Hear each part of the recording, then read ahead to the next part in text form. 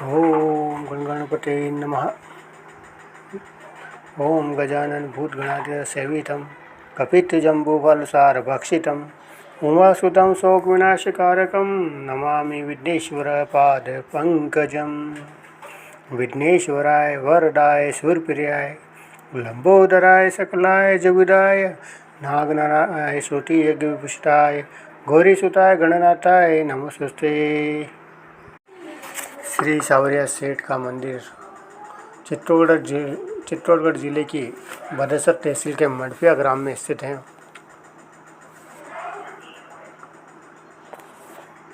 आज राजस्थान सहित पूरे भारतवर्ष का यह एक प्रसिद्ध मंदिर है। प्रसिद्धि का कारण है आस्था का सैलाब और करोड़ों का राशि का भंडार। जब भी दान पेटी खोली जाती है तो अथाह भंडार राशि दान पात्र से प्राप्त होती है, जिसका कारण है भक्तों की मनोकामनाओं का पूर्ण होना, भक्तों सावरिया सेठ को अपना पार्टनर बनाना। कभी हथकड़ी, कभी पेट्रोल पंप, कभी ट्रैक्टर, कभी डोड़ा, कभी कई तरह की चांदी, सोने आदि के चढ़ावे भक्त अपनी मनोकामना पूर्ण होने पर चढ़ाते हैं। इस मंदिर की श्री सावरिया सेठ की मूर्ति की स्थापना की इतिहास बहुत ही रोचक और भक्तिमय आनंद प्रदान करने वाला है।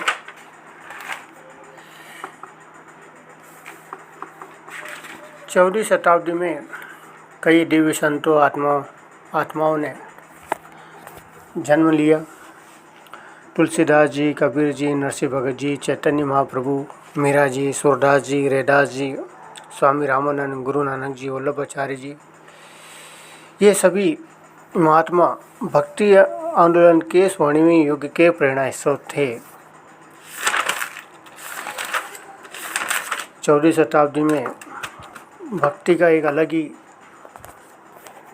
परचम देश के कोने कोने में लहराया हुआ था। भवानी माता के आशीर्वाद से भगवान श्री कृष्ण के प्रपौत्र वज्रनाभ, जिनको अंतिम यदुवंशी भी माना जाता है, अर्जुन के पुत्र राजा परीक्षित द्वारिका से मथुरा व्रजनाभ को लेकर आते हैं। डूबती द्वारिका से भगवान श्री कृष्ण की लाई मूर्तियों को मथुरा, वृंदावन, गोकुल, निरिवन, वृंदावन क्षेत्र में वज्रनाभ पूरे भक्तिभाव से उन मूर्तियों की स्थापना करते हैं। तब से उन स्थलों पर निरंतर पूजा, आराधना, उत्सव मनाया जाता रहा है। समय बीतता चला गया। 7वीं सदी में राजा हर्षवर्धन की मृत्यु के बाद से ही विद्रोही राजा स्वयं स्वतंत्र रियासत घोषित कर लिया। रियासतें स्वतंत्र होने से अखंड भारत खंडों में बंटने लगा। विदेशी आक्रांताओं ने इस अवसर का लाभ उठाया कि भारत के धनी मंदिरों को लूटना उन्होंने आरंभ कर दिया। स्थानीय भक्तों ने विदेशी आक्रांताओं के आक्रमण के पूर्वाभास का अनुमान कर मूर्तियों को अन्यत्र छुपा दिया, ताकि मूर्तियों की पुनः स्थापना की जा सके और मूर्तियां खंडित न हो। बात है 14वीं सदी में श्री चैतन्य महाप्रभु के मन में मथुरा, वृंदावन, गोकुल और गोवर्धन जी के पुनर्स्थापना का लक्ष्य दृढ़ संकल्प कर धरातल पर उद्देश्य की पूर्ति की ओर उद्यत होते हैं। श्री चैतन्य महाप्रभु ने वृंदावन यात्रा का संकल्प ले चलने को तैयार होते हैं।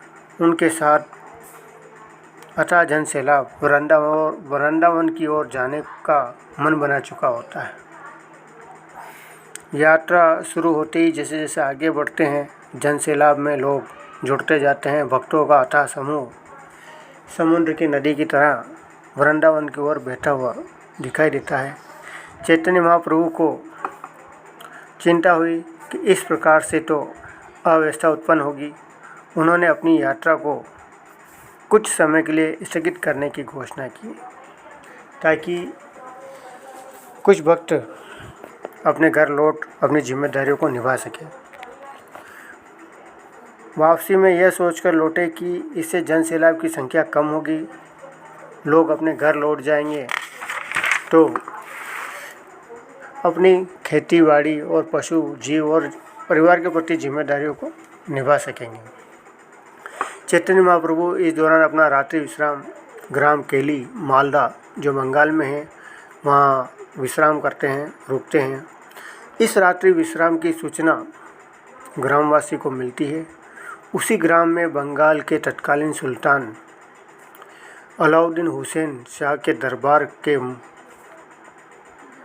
प्रधानमंत्री संतोष भट्टाचार्य और वित्त मंत्री अमर भट्टाचार्य श्री चैतन्य महाप्रभु से भेंट करने के लिए आते हैं।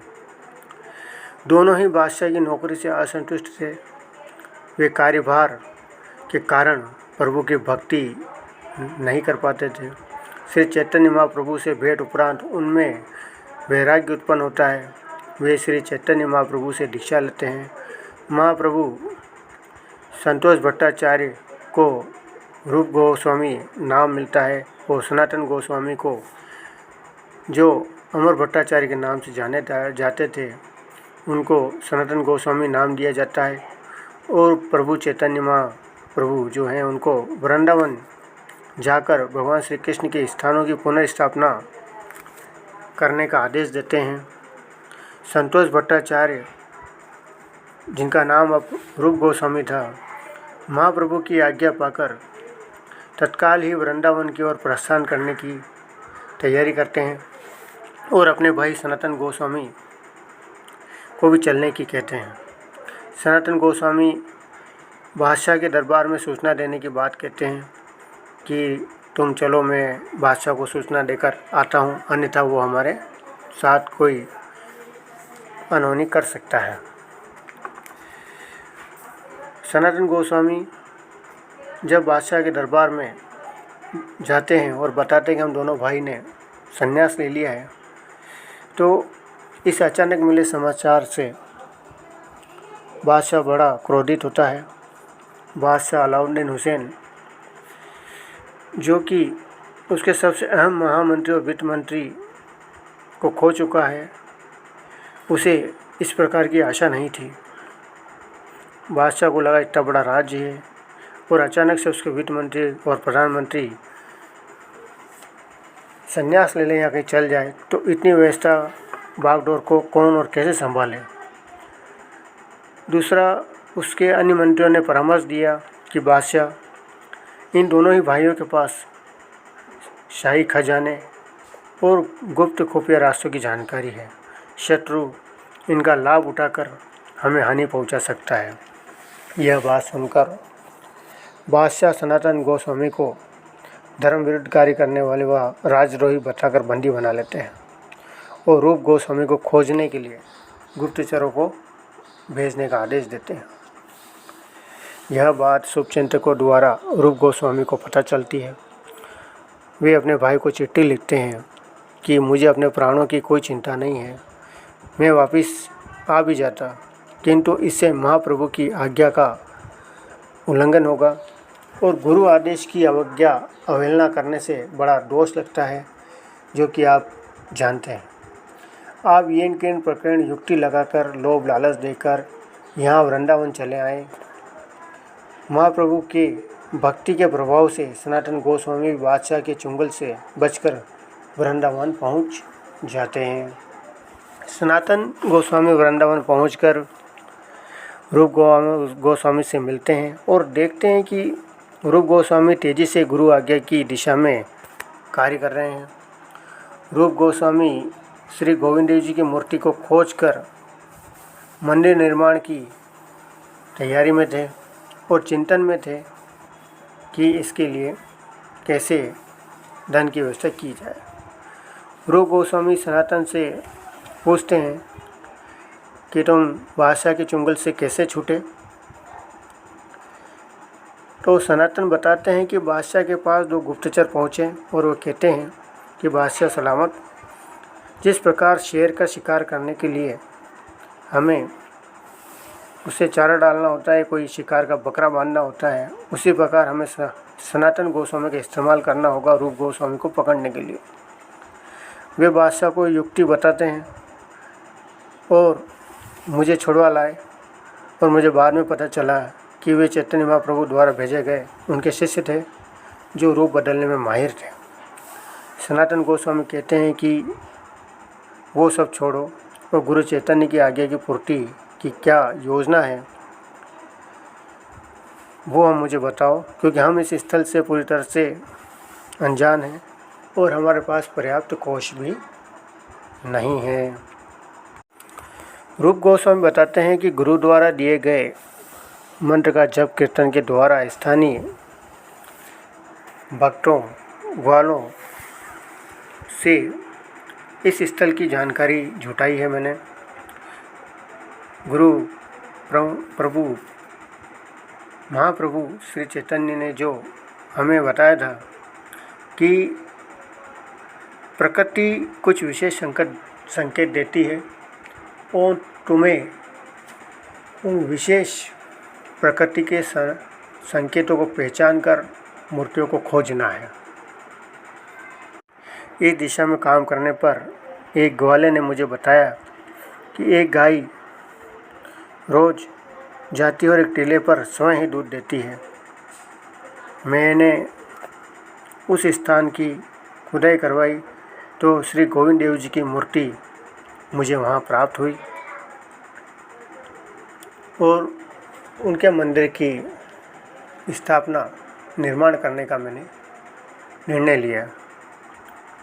इसी क्रम में प्रातः जब सूर्यदेव को जल अर्पण करने के दौरान मैंने देखा कि मछलियाँ एक ही स्थान पर लगातार परिक्रमा कर रही हैं।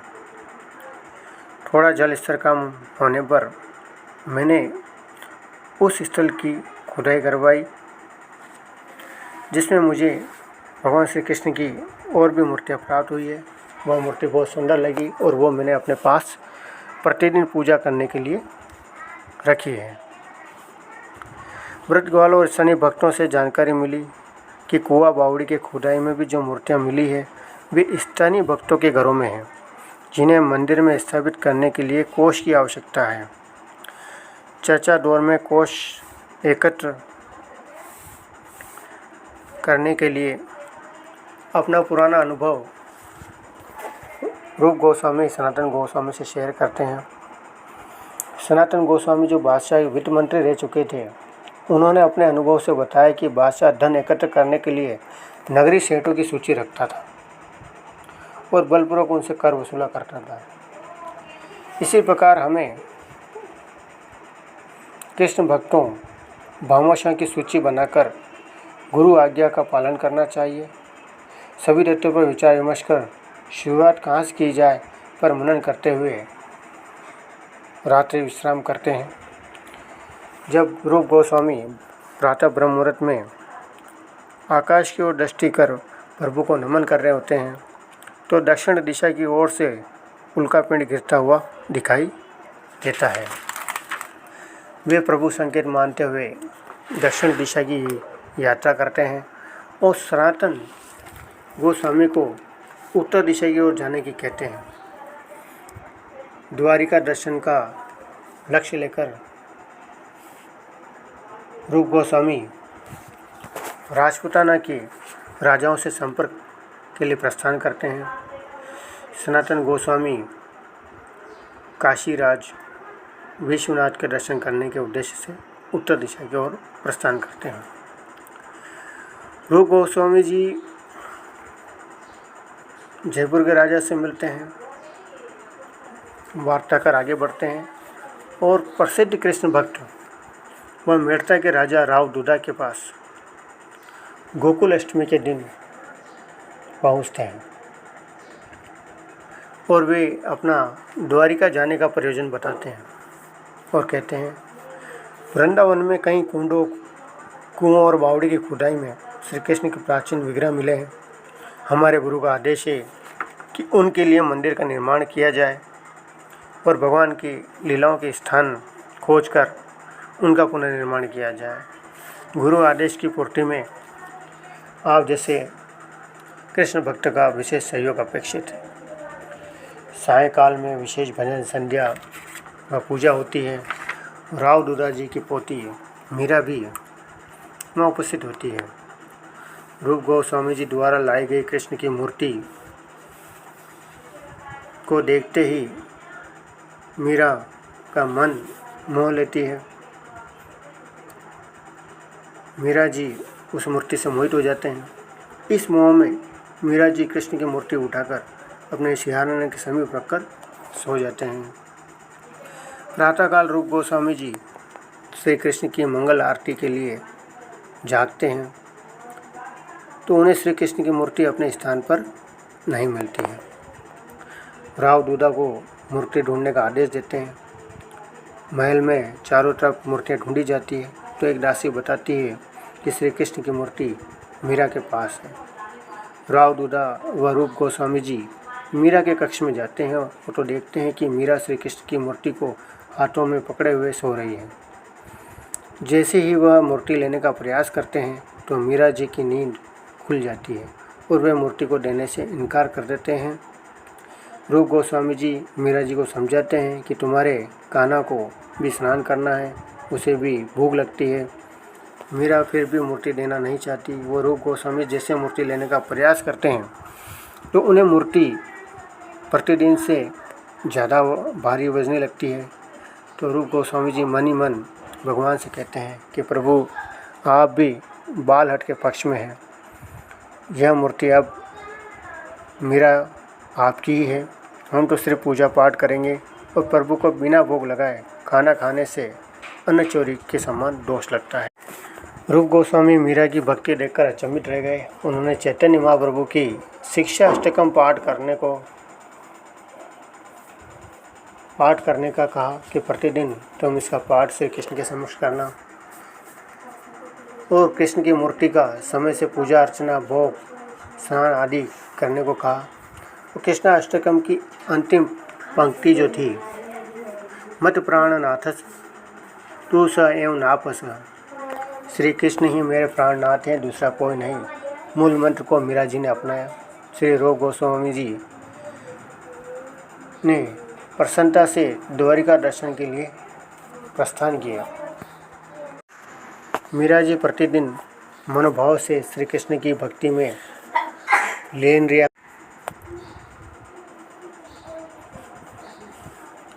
उनकी दादी मीरा जी को जोगन कहकर पुकारने लगी कि यह तो पूरी जोगन हो गई है, इससे कौन विवाह करेगा। मृतता को सुदृढ़ करने के लिए राजनीतिक कारणों से मीरा जी का विवाह चित्तौड़गढ़ के राणा भोजराज सिंह से होता है। मीरा जी के विवाह के समय श्री कृष्ण की मूर्ति को अपने साथ ले जाते हैं और वहाँ भी श्री कृष्ण की भक्ति में लीन रहते हैं। राणा भोजराज मीरा जी की भक्ति देखकर एक मंदिर का निर्माण करवा देते हैं, जो कि परिवार के अन्य सदस्यों को यह बात बुरी लगती है कि राजघराने की बहू आम जन में भजन कीर्तन करे, ये राज मर्यादा के विरुद्ध है। राज उत्सवों में भी मीरा जी की कोई रुचि नहीं थी। वे अपना समय मंदिर में दिया करती थी। मीरा जी कृष्ण की करती भक्त के रूप में फैलने लगी। दूर दूर तक भक्त आया करते थे। किशोर अवस्था के कारण राणा विक्रम को यह सब अच्छा नहीं लगता था, किंतु राणा भोजराज के समक्ष उनका कोई बस नहीं चलता था। समय बीतता गया। राणा भोजराज, राव दूधा, राव जयमल युद्ध में वीरगति को प्राप्त हो चुके थे। राणा सांगा भी वीरगति को प्राप्त हो चुके थे। राणा सांगा की युद्ध के उपरांत किसी कारणवश उनकी हत्या हो गई। मीरा जी के पक्ष में बोलने वाला अब कोई शेष न बचा था। राणा विक्रम गद्दी संभालते ही मीरा जी के विरुद्ध कार्य करने लगे। मीरा जी पर दुश्मनों से उपहार भेंट स्वीकार करने को राजद्रोह बताया। मीरा जी को विष दिया गया और भगवान श्री कृष्ण की मूर्ति नीली हो गई। सबको यह देखकर बड़ा आश्चर्य हुआ, किंतु मीरा जी पर विष का कोई असर नहीं हुआ और ना ही राणा विक्रम की बातों का। मीरा जी राजभोज में बनने वाले मांसाहार का विरोध किया करती थी। निर्जीव व असहाय पशुओं की हत्या न करने की विनती किया करते थी। सत्ता प्रथा सहित समाज की अन्य बुराइयों का उन्होंने विरोध किया और अपना वक्तव्य वह सार्वजनिक रूप से दिया करते थे। और यह बात राणा विक्रम को बुरी लगती थी।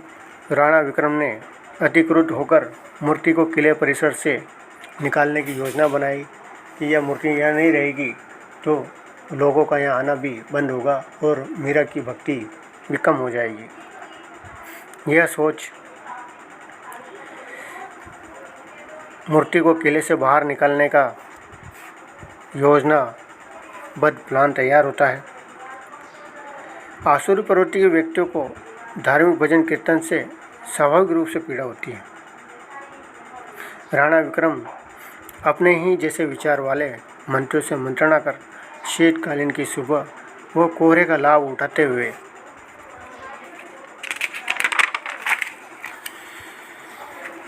दूध वितरण करने वाले के साथ उसकी मटकी में श्री कृष्ण की मूर्ति को रखवाकर सोने की कुछ मुद्रा देकर उसे चुपचाप किले परिसर को छोड़कर दूर जाने का आदेश देते हैं और चेतावनी देते हैं कि यह मूर्ति यहाँ दोबारा दिखाई दी तो तुम्हें अपने प्राणों से हाथ धोना पड़ेगा। इधर किले में मंगला आरती में मंदिर में श्री कृष्ण की मूर्ति को अपने स्थान पर न पाकर सभी कृष्ण भक्त दुखी होते हैं। मीरा जी को मूर्ति चोरी होने की खबर दी जाती है। मीरा जी राणा विक्रम को कहती हैं, जहाँ कृष्ण नहीं वहाँ मीरा का क्या काम, जहाँ कृष्ण नहीं वहाँ मीरा का क्या काम, मीरा चली गिरधर गोपाल के धाम। यह कहकर वृंदावन की ओर मीरा जी प्रस्थान करती हैं।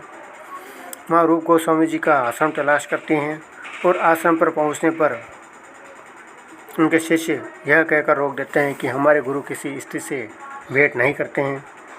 मीरा जी शिष्यों को निवेदन करती है कि भगवान श्री कृष्ण ने तो कहा है कि मम एव वंशो जीव लोके जीव भूताना सनातना मनश्रेष्ठानि इंद्राणि प्रकृति स्थानी कर सकती। यह वाक्य सुनकर रूप गोस्वामी जी बाहर आते हैं और मीरा जी से परिचय और प्रयोजन पूछते हैं। मीरा जी बताते हैं कि मेड़ता में आपने जो श्री कृष्ण की मूर्ति मुझे दी थी वो जो कि मेरा सहारा थी वो राजतंत्र के षड्यंत्र की भेंट चढ़ गई। क्या आप मुझे दूसरी वैसी ही मूर्ति दे सकते हैं गुरुदेव? रूप गोस्वामी जी कहते हैं कि मूर्ति तो देने के लिए बहुत हैं, किंतु मीरा तुम्हारी भक्ति अब उस स्तर से बहुत ऊपर उठ चुकी है। तुम द्वारिका जाओ, वहाँ श्री कृष्ण स्वयं तुम्हारी प्रतीक्षा कर रहे हैं। मीरा जी अपने व रूप गोस्वामी जी के भक्तों के साथ समूह बनाकर द्वारिका जाते हैं। द्वारिका नाथ के दर्शन पाते ही मीरा जी श्री कृष्ण के चरण अरविंदों में समा जाती हैं। उधर चित्तौड़ से मीरा जी के प्रस्थान करते ही वहाँ प्राकृतिक आपदाएँ और राजनीतिक आपदाओं का दौर शुरू हो जाता है और लोग प्रजा त्राहिमाम मचा देती है और एक ही बात कहती है कि राजा राणा तुमने मीरा के साथ अच्छा नहीं किया और मीरा को वापस लाने का प्रयास करो, अन्यथा यह विनाश ही विनाश दिखाई देगा। इस प्रकार के घटनाक्रम में श्री सावले सेठ की मूर्ति वृंदावन से चित्तौड़ और चित्तौड़ से मंडविया तक अपनी यात्रा करती है और सावले सेठ की मूर्ति जो है, जो ग्वाला जो दूध वाला उसे लेकर जाता है, वह अपने घर पर श्री कृष्ण की मूर्ति की स्थापना कर सेवा करता है और अंत समय में उसे लगता है कि उसके बाद इस मूर्ति की भगवान श्री कृष्ण के विग्रह की कोई पूजा करने वाला उसके पीछे कोई नहीं है। तो राणा द्वारा दिए गए स्वर्ण मुद्रा और अपने घर को बेचकर वो एक मंदिर का निर्माण कराते हैं और स्वयं एक झोपड़ी में अपने प्राण उत्सर्ग कर देते हैं और श्री कृष्ण की अपने किए गए पापों की और राणाओं के साथ देने के लिए हमेशा वे माफ़ी मांगा करते थे। मीरा जी ने राणा विक्रम को यही संदेश दिया था कि विक्रम बनना, तुम मंदिर से श्री कृष्ण की मूर्ति तो हटा सकते हो, मगर मीरा के हृदय से श्याम की छवि को तुम कभी हटा नहीं पाओगे। इस प्रकार भगवान श्री कृष्ण सावले सेठ के रूप में मनफिया ग्राम में विराजे। महान भक्तों के त्याग और बलिदान के कारण ही यह सब कृपा बरसने योग्य यह स्थान हुआ है। बोलिए सावरिया सेठ की जय हो। हरि सुंदर नंद मुकुंदा हरि नारायण हरि ओम। हरि केशव हरि गोविंद हरि नारायण हरि ओम। हरे कृष्णा कृष्ण कृष्णा हरे हरे, हरे राम राम राम हरे हरे।